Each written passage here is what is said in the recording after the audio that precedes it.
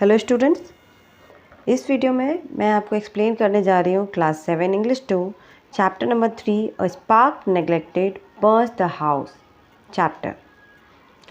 तो ये स्टोरी जो है बहुत ही लंबी स्टोरी है, लेकिन ये स्टार्ट होती है सिर्फ एक छोटे से, बहुत ही छोटे से इशू से।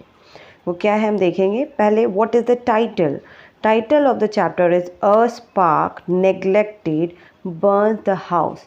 स्पार्क का मतलब होता है चिंगारी, मतलब एक छोटी सी आग जिसे हम नेग्लेक्ट कर देते हैं। नेग्लेक्ट का मतलब होता है ध्यान नहीं देना, अवॉइड करना। एक छोटी सी चिंगारी किस तरह पूरे घर को जला सकती है। तो देखते हैं क्या होता है इस चैप्टर में। तो ये स्टोरी में दो मेन कैरेक्टर्स हैं। एक का नाम है इवान सचरबेकॉफ, और उसका एक पड़ोसी है दैट इज़ गैब्रियल इवानॉफ। इन दोनों के बीच में कोई झगड़ा होता है। Let's start it. There once lived in a village a prosperous peasant named Ivan Sachebekov. एक गांव में एक बड़ा ही प्रॉस्पेरस मतलब रिच, जिसके पास सब कुछ हो, ऐसा एक किसान था। उसका नाम था Ivan सचेबेकॉफ। He was well off in the prime of his life, one of the best workers in the village, and had 3 sons, all of whom were able to work. तो वो अपने प्राइम मतलब मिडिल एज में, वो काफ़ी adult हो चुका था, अपने बहुत ही अच्छे समय को गुजार रहा था अपने लाइफ में, और वो विलेज के बेस्ट वर्कर में से एक था जो काफ़ी कामयाब हो उनमें से एक। और उसके 3 सन थे, मतलब सब कुछ बहुत अच्छा था। 3 सन थे और तीनों ही काम के लायक थे, तीनों काम करते थे। There were nothing which could prevent Ivan and his family from leading a happy life. ऐसा कुछ था ही नहीं जो इवान और उसकी फैमिली को खुशी से दूर कर सके। मतलब उनकी लाइफ जो है खुशियों से भरी पड़ी थी, किसी चीज़ की कमी नहीं थी उनकी लाइफ में। They always had enough grain to last beyond the next harvest and sold enough oats to pay the taxes and meet their needs. उनके ग्रेन्स, अनाज वो उगाते थे क्योंकि वो किसान था, तो इतने अनाज उनके पास होते थे कि नेक्स्ट हार्वेस्ट जब अगली कटाई हो उससे पहले उनका जो ग्रेन था वो कभी ख़त्म नहीं होता था, काफ़ी होता था। और वो उसे बेचकर, और ओट्स भी अनाज होता है, ओट्स को बेचकर वो अपने जितने भी टैक्सेस उन पर लगे उनको वो पे कर सकते थे, और बाकी जितने भी नीड हो लाइफ में, उनको जिन चीज़ों की ज़रूरत हो, आराम से वो उन चीज़ों को पा सकते थे। They had only one idle mouth to feed. That was Ivan's father, who suffered from asthma and lay on top of an oven. उनके घर में सिर्फ एक ही आइडल माउथ, आइडल का मतलब होता है जो काम ना करता हो, तो एक ही व्यक्ति था जिन्हें उन्हें बिठाकर खिलाना पड़ता था, बाकी सभी लोग काम करके कमा कर लाते थे। तो वो जो आइडल माउथ था जो उन्हें खिलाना था, वो थे इवान के फादर, जिनको अस्थमा था। वो अस्थमा से सफ़र कर रहे थे, और वो घर के ऊपर में एक छोटा सा कमरा था जिसे ओवन नाम दिया गया है। ओवन का मतलब है कोई छोटा सा रूम, जैसे हम स्टोर रूम वगैरह रखते हैं ना, तो उनके लिए एक छोटा सा रूम था जो कि ऊपर में था, वो वहीं पे रहते थे। Ivan and his children would have lived happily if there hadn't been a feud between him and his next door neighbor Gabriel Ivanov. Ivan और उसके बच्चे जो है बहुत ही अच्छे से खुशी खुशी अपना जीवन बिताते, अगर एक छोटा सा फ्यूड यानी छोटी सी लड़ाई ना हुई होती। वो लड़ाई हुई इवान की फैमिली और उसके नेक्स्ट डोर नेबर, बिल्कुल सामने वाले नेबर गैब्रियल इवानॉफ के साथ में। दो फैमिलियों के बीच में कोई झगड़ा हुआ जिसके कारण उनकी खुशी जो है कहीं चली गई। As long as Godfrey, Gabriel's father, was alive and Ivan's father was healthy enough to manage the household, both families lived as neighbors should. जब तक गॉडफ्रे, गैब्रियल के पिता गॉडफ्रे जब तक जिंदा थे, और इवान के फादर जब हेल्दी थे, अच्छे खासे हेल्थ में थे, तो ये दोनों और वो इवान के फादर घर को मैनेज कर पाते थे। तब तक इन दोनों की फैमिली बहुत अच्छे से जी रही थी, जिस तरह पड़ोसियों को साथ रहना चाहिए। But when the sons became the head of their families, everything changed. लेकिन जब उनके बेटे दोनों तरफ से उनके बच्चे जब बड़े हुए और वो हेड ऑफ द फैमिली, वो फैमिली के मेन बन गए, तब सब कुछ बदल गया। All this started with the truffle. और ये सारी चीज़ें एक ट्रिफल से शुरू हुई। ट्रिफल का मतलब होता है बेतुकी चीज़, जिसे ध्यान भी नहीं देना चाहिए, बेकार से कोई छोटी मोटी बात। Ivan's daughter-in-law had a hen which started laying eggs quite early during the season. Ivan की डॉटर इन लॉ यानी बहू के पास एक hen थी जो हर दिन एग्स देती थी। She started collecting them for Easter. Easter आने वाला था, तो जो डॉटर इन लॉ है वो एग्स को कलेक्ट करके रखती थी। Every day she went to the cart shed and found an egg on the cart. Cart वहाँ पे रखा हुआ था जहाँ पे hen जो है हमेशा जाकर एक एग देती थी, और डॉटर इन लॉ का काम क्या था, वो एवरीडे कार्ट शेड से वो अंडा उठाकर ले आती और रख लेती थी। But one day the hen, probably frightened by the children, flew across into Gabriel's yard and laid its egg there. लेकिन एक दिन वो जो hen थी ना, किसी कारण शायद वो बच्चों से डर गई थी, बच्चे वहाँ खेलते हैं उनकी शोर से डर गई या कुछ कारण से वो उड़कर गैब्रियल के आंगन में चली गई और वहाँ पे उसने एग लेकर दिया। The woman heard the crackling, but she thought, I have no time now. I must tidy up for Sunday. तो बहू ने तो ये आवाज़ सुन ली, कैकलिंग का मतलब है उस मुर्गी की आवाज़।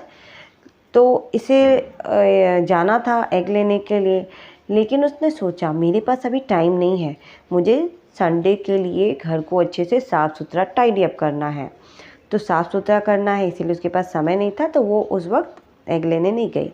आई will fetch the egg later, मैं बाद में जाकर एग को ले आऊँगी। During the evening she went to the cart, but no egg was found there. अब शाम को वो गई, लेकिन जब वो कार्ट के पास पहुंची तो वहाँ पे तो एग था ही नहीं। She went and asked Ivan and her brother-in-law Taras where she had taken the egg. अब वो इवान के पास गई और उसके ब्रदर इन लॉ यानी कि उसके देवर के पास गई, वो सबके पास, तारस नाम था उसका, वो जाकर उनसे पूछने लगी कि क्या उन्होंने एग उठाया है या देखा है। नो दे हैड नॉट, नहीं उन्होंने तो देखा ही नहीं था। But Taras said, your biddy laid its egg in the neighbour's yard, it was there she was cackling and she flew back across the fence from there. तो Taras ने बताया कि तुम्हारी बिडी नाम है उस hen का, तुम्हारी बिडी ने नेबर के यार्ड में जाकर एग दिया है, मैंने वहाँ से उसकी कैकलिंग भी सुनी, और फिर वो वहाँ से उड़कर फेंस को पार करते हुए, फेंस मतलब जो बाउंड्री दी हुई रहती है ना, चाहे तार से, लकड़ी से, किसी चीज़ से जो घिराव किया होता है, तो उस फेंस को पार करके वापस आ गई।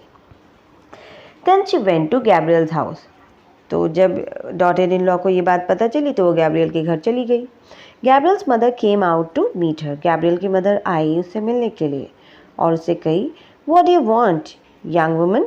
Granny, my hand flew across this morning. तो गैब्रियल की मदर उससे पूछती कि क्या बात है, तुम यहाँ क्यों आई हो? तो वो कहती है, ग्रैनी, मेरी मुर्गी जो है यहाँ पर मॉर्निंग में आ गई थी। डिड शी ले एन एग हियर, क्या उसने कोई अंडा यहाँ दिया है? We never saw anything of it. The Lord be thanked, our hens started laying long ago. अब यहाँ से वो जो ग्रैनी या गैब्रियल की मदर है वो रिप्लाई करती है और कहती है कि हमने ऐसा कुछ नहीं देखा, और थैंक्स, वो भगवान को थैंक्स कहती है कि हमारे हेंस जो है वो काफ़ी पहले से ही एग देना शुरू कर चुके हैं। We collect our own eggs and have no need of other people's. हम अपने एग्स कलेक्ट कर लेते हैं और हमें दूसरों के एग लेने की कोई ज़रूरत नहीं है। And we don't go looking for eggs in other people's yard. Less का मतलब होता है लड़की, कहती ओ लड़की, और हम ऐसे नहीं है जो एक दूसरों के घर जाकर और वहाँ से एग्स मांगते फिरते देखते चले। तो थोड़ा रिप्लाई जो है हार्श था। The young woman was offended and gave her a harsh reply. अब इस यंग वुमन को भी बुरा लग गया, तो इसने भी थोड़ा हार्श रिप्लाई दे दिया। हार्श रिप्लाई मतलब बुरा, कड़वी बात कह दी। Her neighbour answered in the same tone and the women started abusing each other. अब इसके हार्श रिप्लाई के बाद गैब्रियल के घर से भी उसे उसी टोन में जवाब मिला। तो इस तरह से उनके बीच जो है बहस शुरू हो गई। Other women of both the houses joined the quarrel and there was a general uproar. धीरे धीरे दोनों घर की औरतें जुटती गई और ये जो बहस है ये एक क्वारल, एक झगड़े का रूप ले लिया। और जिस तरह से बहुत सारी औरतें एक जगह जमा हों तो क्या होता है, अप्रोर, नॉइज़, बहुत ज़ोर ज़ोर से आवाज़ें आने लगी, यानी वो लोग एक दूसरे पे चिल्ला रही थी। All were shouting at the same time. सारी की सारी लोग एक दूसरे पे एक साथ ही चिल्ला रही थी। Then they caught the yoke, split the water, snatched each other's swords and started fighting. अब ये क्वारल थोड़ा और बढ़ गया। उन लोगों ने कुछ जो है एक दूसरे को फिज़िकली तंग करना या मारना पीटना शुरू किया। किसी ने यॉक ले लिया। यॉक जो होता है, I don't have exact Hindi of it, जो बैलों के गले पे रख के और हल चलाया जाता है, हल को रखने के लिए, सपोर्ट के लिए जो होता है, उसे यॉक कहते हैं। तो किसी ने यॉक खींच लिया, किसी ने पानी फेंका दूसरे पे और एक दूसरे के शॉल को खींचा और धीरे धीरे झगड़ा बढ़ गया। Gabriel who was returning from the fields joined his wife. अब गैब्रियल जो है वो अपने खेत से वापस आ रहा था। उसने जैसे ही ये सीन देखा वो भी अपने वाइफ के साथ जुड़ गया। Ivan and his son rushed in to join the women of the Sachapikov family. अब इवान और उसके बेटों ने भी देखा, चल वो लोग भी जाकर अपनी फैमिली का सपोर्ट करने लगे। Ivan was too strong for he scattered all of them, pulling some hair out of Gabriel's beard. Ivan जो है काफ़ी स्ट्रॉन्ग था, तो उसने वहाँ पे सब लोगों को धक्का वक्का देकर स्कैटर कर दिया, चारों तरफ बिखेर दिया। लोग जो एक जगह जमा थे ना, सब फैल गए, इधर उधर फेंका गए। और उसी वक्त गैब्रियल की दाढ़ी से उसने कुछ बाल खींच लिए, कुछ बाल उसके हाथ में आ गए, टूट गए बाल उसके। Their neighbors who came to see what the matter separated them with great difficulty. और आसपास के जो दूसरे नेबर्स थे, पड़ोसी लोग, वो लोग भी देखे। उन्होंने देखा कि आखिर क्या मैटर है, इतना ही लोग झगड़ रहे हैं। बहुत मुश्किल से उन्होंने इन दोनों को अलग किया। This is how the quarrel began. और यही वो क्वारल था, वही झगड़ा था जो अब शुरू हो गया। Gabriel wrapped the torn hair into a piece of paper, went to the district court to seek justice. अब गैब्रियल ने वो जो उसके दाढ़ी के बाल टूटे थे उनको एक पेपर में लपेटा और डिस्ट्रिक्ट कोर्ट में चला गया न्याय पाने के लिए। I didn't grow my beard, he said, for pockmarked Ivan to pull it out. Therefore the dispute grew. और वहाँ जाकर इसने कहा कि मैंने अपनी दाढ़ी इसलिए नहीं बढ़ाई है कि कोई भी आवारा इवान आए और इन्हें नोच के निकाल दें। तो इस तरह से उनके बीच में एक ऑफिशियल झगड़ा, डिस्प्यूट का मतलब होता है झगड़ा, या हाँ झगड़ा ही कहेंगे इसे, वो शुरू हो गया। The old man who lay on the top of the oven tried to bring about conciliation, but they did not listen. Old man यानी इवान के फादर जो ओवन के ऊपर में रहते थे, उन्होंने काफ़ी कोशिश की कि उनके बीच में रिकन्सिलेशन का मतलब है सेटलमेंट हो पाए, दोनों लोग समझ जाए, लेकिन ऐसा कुछ नहीं हो पाया। इनकी बात कोई सुनने को तैयार ही नहीं था। He said, "It's a stupid thing you are after, children. picking quarrels about such a paltry matter. और वो समझा रहे हैं कि बच्चे ये तो बहुत ही बेवकूफ़ी वाली चीज़ है, तुम लोग बच्चों की तरह बिहेव कर रहे हो, छोटी छोटी चीज़ों को इतनी छोटी पैल्ट्री मैटर मतलब छोटी सी इशू, छोटा सा इतनी छोटी सी चीज़ को लेकर तुम लोग इसे इतना बड़ा बना रहे हो. Just think the whole thing began about an egg. अरे सोचो ये सारी चीज़ें तो सिर्फ एक एग के कारण शुरू हुई है. The children may have taken it well that what. वो समझा रहे कि हो सकता है बच्चों ने ले लिया हो, क्या फ़र्क पड़ जाता है. What the value of an egg. एक अंडे की कीमत ही क्या है.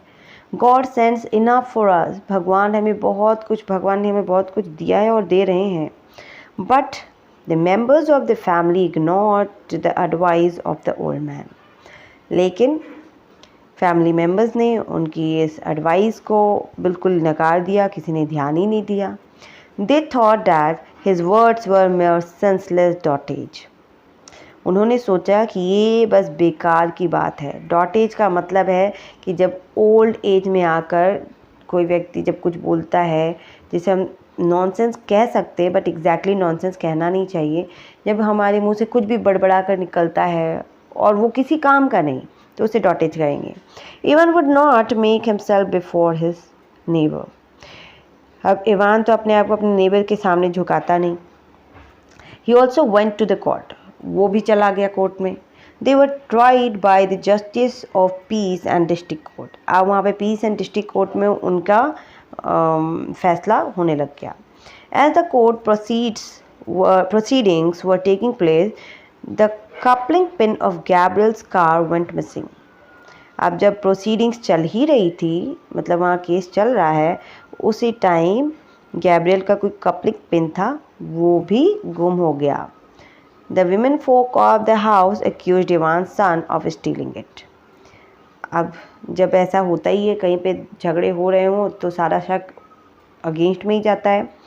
तो घर की सारी औरतें जो है वो कहने लगी कि इवान के बेटे ने ही ये चोरी किया होगा. So they again went to law to resolve the matter. तो फिर से बात और आगे बढ़ी.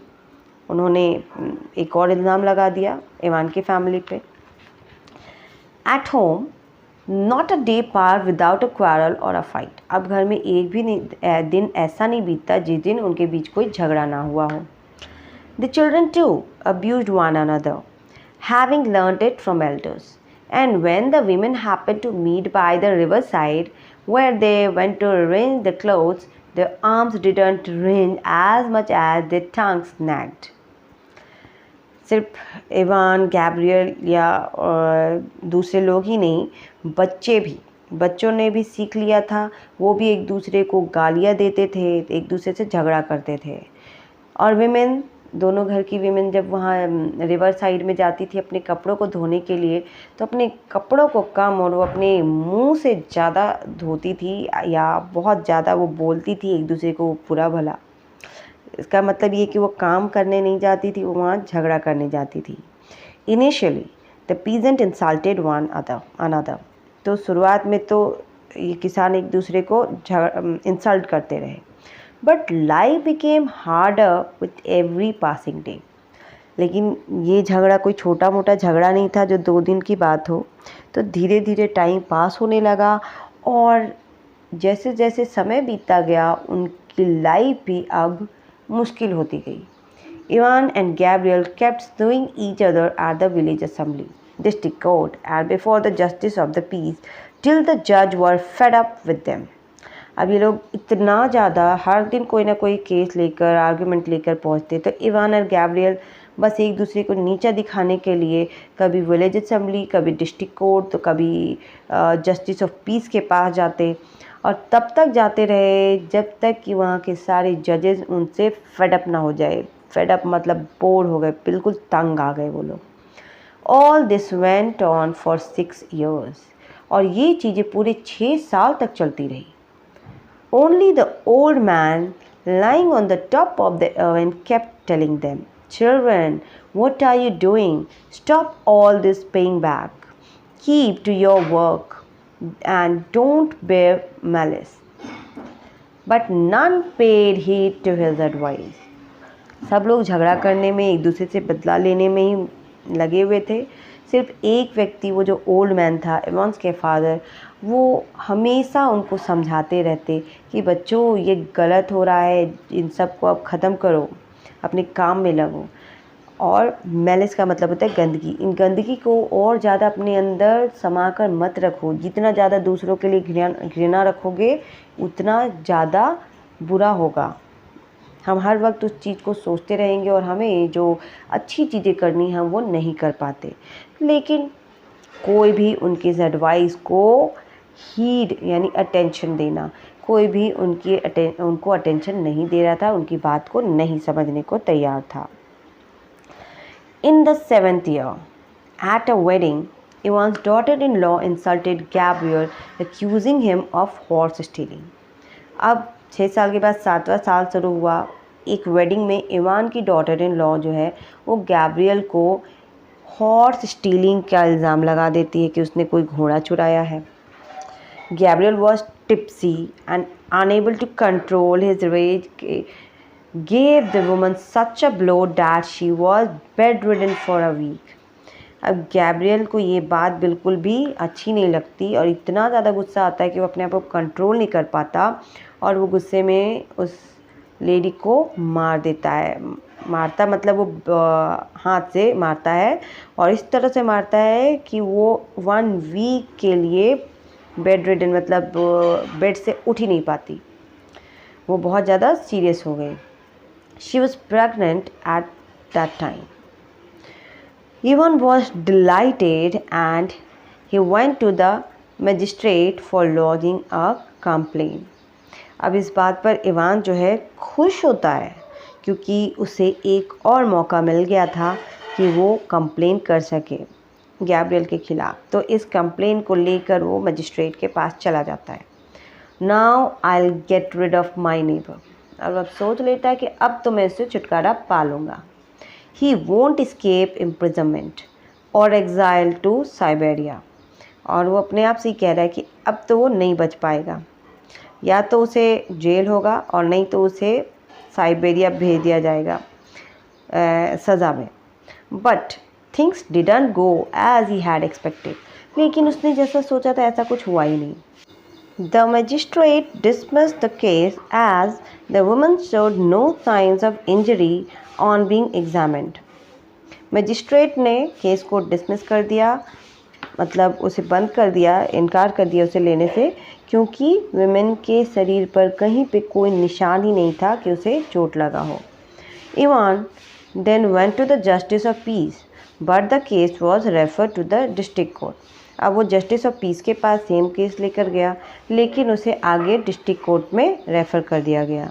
Ivan treated the clerk and elder of the district court to a gallon of liquor and had Gabriel condemned to be flogged. अब यहाँ पर इवान ने क्लर्क और जो भी डिस्ट्रिक्ट कोर्ट के एल्डर्स थे, एल्डर मतलब वहाँ जो हेड थे, उन सब को ब्राइब कर लिया, उनको कुछ रिश्वत दी। रिश्वत में उन्होंने क्या दिया? अ गैलन ऑफ लीकर, शराब दिया, जिससे कि गैब्रियल को सज़ा गुनहगार साबित कर दिया गया। Both Ivan and Gabriel heard the sentence being red. और जब फैसला सुनाया गया तो इवान और गैब्रियल दोनों ही वहाँ पे थे। Ivan looked at Gabriel's face to see how he would react. और इवान गैब्रियल के फेस को देख रहा था कि वो किस तरह से रिएक्ट करेगा इस फैसले को सुनकर, जहाँ पे गैब्रियल को दोषी साबित कर दिया गया था। गैब्रियल फेस हैड टर्न पेल। अब गैब्रियल का चेहरा पूरी तरह से पीला पड़ गया था। Ivan followed him and overheard Gabriel से, very well, he will have my back flogs, that will make it burn, but something of his may burn worse than that. और फिर इवान जो है गैब्रियल का पीछा करता है और सुनता है कि गैब्रियल कह रहा है कि बहुत अच्छे, उसने मुझे जिस तरह से फंसाया है, उसने कुछ जलाया है, मुझे जलाया है इंटरनली, तो अब उसका भी कुछ जलेगा और बहुत ही बुरी तरह से, इससे भी ज़्यादा बुरी तरह से जलेगा। On hearing this, Ivan went back to the court and complained that Gabriel had threatened to burn down his house. अब वो वापस जाता है इवान दौड़कर और कोर्ट में फिर से कंप्लेन करता है कि गैब्रियल ने मुझे धमकी दी है कि वो मेरे घर को जला देगा। When asked, Gabriel said he hadn't said anything like that. लेकिन गैब्रियल से जब पूछा गया तो उसने साफ इनकार कर दिया कि उसने ऐसा कुछ नहीं कहा है। As Ivan returned home, his heart grew heavy as he thought about Gabriel. अब इवान घर लौट गया लेकिन उसका दिल अभी भी भारी था क्योंकि वो बार बार गैब्रियल के बारे में सोच रहा था। Then he saw his aged father cough and sit up. तभी वो देखता है कि उसके फादर जो है, जो काफ़ी एज हो चुका है, वो खांस रहे हैं और बैठे हुए हैं। Well, has he been condemned? he asked. Yes, to 20 strokes with the rods, Ivan answered. Father ने पूछा, क्या वो दोषी साबित हो गया, कंडेम हो गया? तो इवान ने आंसर किया हाँ, और उसे सज़ा क्या मिली थी? 20 strokes with rods. रॉड से उसे 20 बार मार खाना होगा। स्ट्रोक मतलब मारना। The old man shook his head. वो ओल्ड मैन जो है अपना सर हिलाने लग गए और कहते हैं अ बैड बिजनेस, मतलब ये बहुत ही बुरा हुआ। You are doing wrong Ivan, a bad business. वो इवान से कह रहे हैं कि तुम जो कर रहे हो बहुत गलत कर रहे हो। Why think of the harm Gabriel has done, said Ivan. सोचो कि गैब्रियल ने क्या बुरा किया।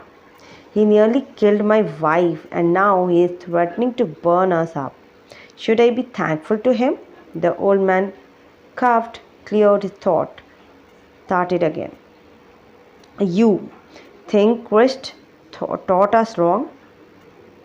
What fine fellow your sons have grown. You might live and get on well, but now your means are lessening. And why? आगे करेंगे, पहले इतना एक्सप्लेन कर लूँ। तो उसके फादर जो है उससे कहते हैं कि तुम जो कर रहे हो बहुत गलत कर रहे हो। आगे सोचो गैब्रियल ने तुम्हारा बिगाड़ा ही क्या है। तब इवान आंसर करता है कि उसने मेरी वाइफ को लगभग मार डाला था, मतलब मारने की कोशिश की थी, और अभी तो वो धमकी दे रहा है कि वो हमारे घर को, हम सबको जला देगा। तो क्या मैं उसे थैंक कहूँ, मैं उसे थैंकफुल रहूँ उसकी तरफ? तो ओल्ड मैन फिर से खांसते हुए अपने गले को साफ कहते हुए कहते हैं कि तुम्हें क्या लगता है, क्रिस्ट मतलब गॉड ने हमें यही सिखाया है, दूसरों के साथ गलत करना। What fine fellow your sons have grown. तुम्हारे बेटे कितनी अच्छी तरह से बड़े हुए हैं, अच्छे बच्चे हैं वो, और तुम चाहो तो तुम बहुत अच्छे से उनके साथ रह सकते हो, जी सकते हो। लेकिन अब जो तुम्हारी मीन्स है, मीन्स मतलब सोर्सेज, वो सब लेस होते जा रहे हैं, लेसनिंग, कम हो रहे हैं। क्यों? ऐसा क्यों हो रहा है, कभी सोचा है? All because of this folly. Because of this folly, folly मतलब गलती। ये जो तुम गलती कर रहे हो या किए हो ना, इसके कारण सब कुछ बदलता जा रहा है। बिकॉज ऑफ योर प्राइड, तुम्हारे घमंड के कारण। There was lot of work within a farmstead to do.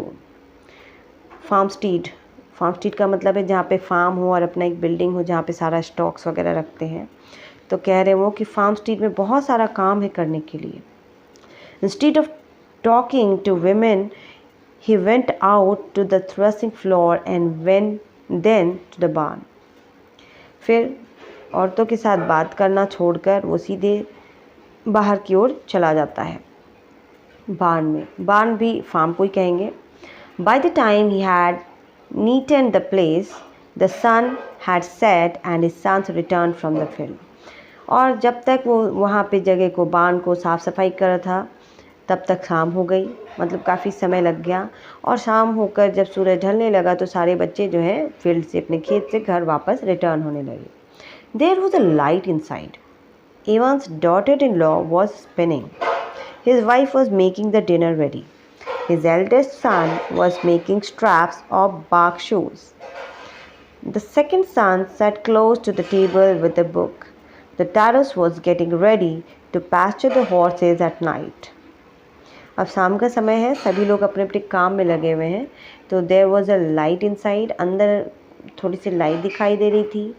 Ivan की डॉटर इन लॉ जो है स्पिनिंग कर रही थी, बुनाई कर रही थी, वाइफ डिनर रेडी कर रही थी, डिनर पका रही थी, बड़ा बेटा जो है वो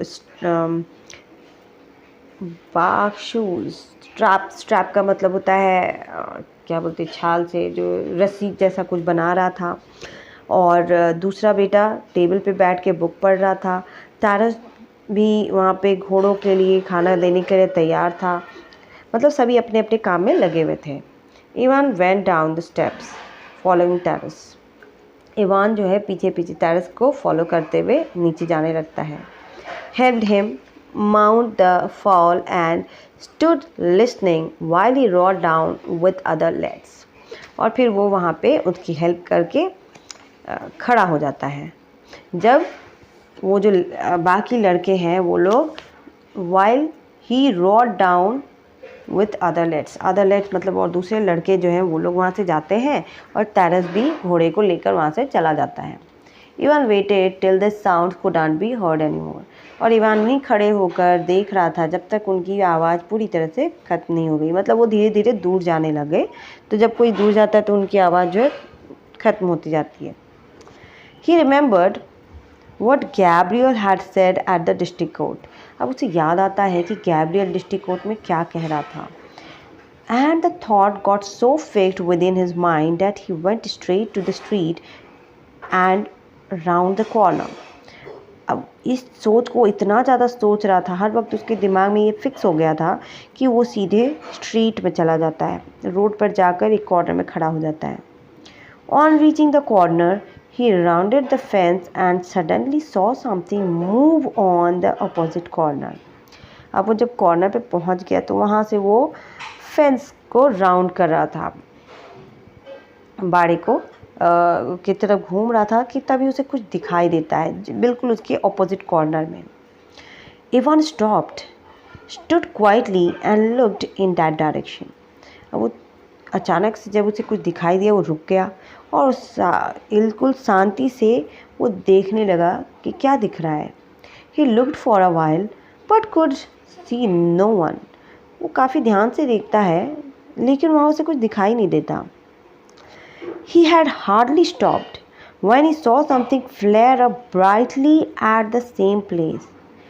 अब कुछ ही क्षण हुए थे कि अचानक से उसे कुछ ब्राइट सा, फ्लेयर का मतलब होता है फ्लेम, एक चिंगारी सी उसे नज़र आती है उसी जगह जहाँ उसे कोई नज़र आया था। He clearly saw a man wearing a cap on his head, crouching down with his back towards him, lighting a straw bunch which he held in his hand. और उसने साफ साफ देखा कि वहाँ पे एक आदमी जो कैप पहने हुए था और झुककर उसकी पीठ थी इवान की तरफ, तो वो जो कैप वाला व्यक्ति था वो इवान को नहीं देख पाया। वो उसकी स्ट्रॉस को, वहाँ पे पुआल के बंच रखे हुए थे जिसे वो आग लगा रहा था अपने हाथों से। Straining every nerve Ivan approached with great steps. पूरी तरह से बिल्कुल अपने नर्व को कंट्रोल करते हुए, जब ऐसा कुछ होता है तो अंदर से हमारे कैसे धड़कन बढ़ जाता है, स्ट्रेच हो जाते हैं हम, तो वही इवान के साथ हुआ और वो अपनी पूरी फोर्स के साथ उस तरफ बड़े बड़े स्टेप लेकर उसी ओर जाने लगा। Ivan was still at a distance when he suddenly saw a bright light. और यस, इवान अभी दूर ही था कि एक ब्राइट लाइट, वो जो छोटी सी चिंगारी थी वो अब लाइट बन चुकी थी, बड़ा सा फ्लेम उसे नज़र आता है। But it was not in the same place and not a small flame. लेकिन ये उस जगह नहीं था, ये कहीं और ये आग लगी थी, और ये आग कोई थोड़ी सी नहीं, बहुत बड़ी फ्लेम थी। The thatch had caught fire at the eaves and the flames were reaching the roof.